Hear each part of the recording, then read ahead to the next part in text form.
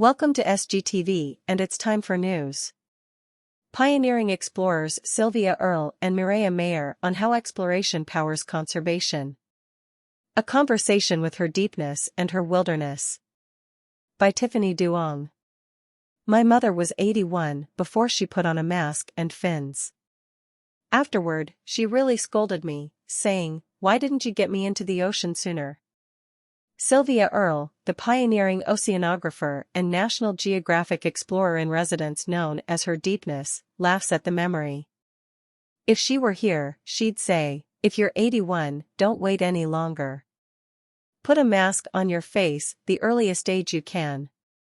Exploring came later in adult life for Miami Dolphins cheerleader-turned-primatologist Mireya Mayor. An early career grant for a South American expedition kicked off her scientific career. She's been traversing jungles and fields in search of rare and elusive primates ever since. "I grew up with very little means," she says. "My family is Cuban immigrants, and I had never traveled. I'd never been out of the country before that. To be honest, I'd never even been camping." Many of the primates Mayor researches have never been studied, and some never photographed or even described. As a National Geographic explorer and wildlife correspondent, Mayor co-discovered the world's smallest primate, a species of mouse lemur from Madagascar. Mayor's adventures have, like Earle, earned her honorifics, Her Wildness and the Female Indiana Jones. Sitting down with Scuba Diving magazine, these two pioneering explorers share lessons from lifetimes in the field. Exploration powers conservation. Conservation and exploration are inextricable to both women. Exploration leads us to new places, animals, and discoveries, helping us to understand the relationship between humans and the natural world, says Mayor. Then conservation comes in to protect these places, animals, and people, to make sure those worlds thrive together.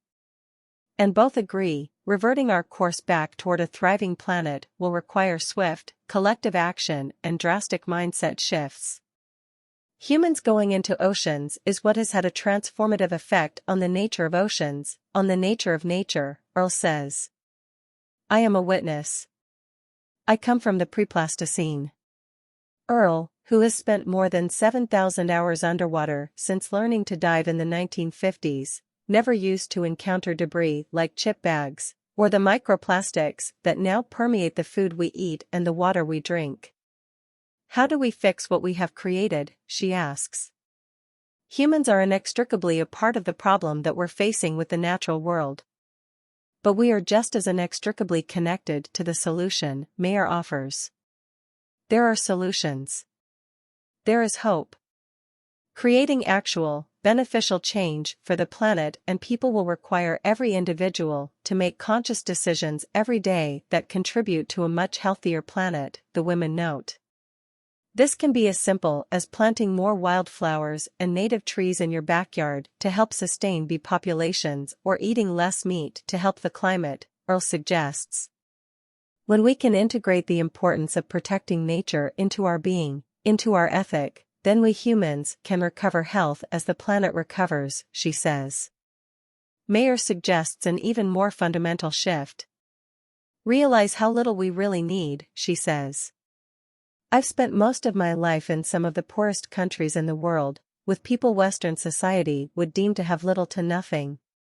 And yet, they're not just surviving, they're thriving.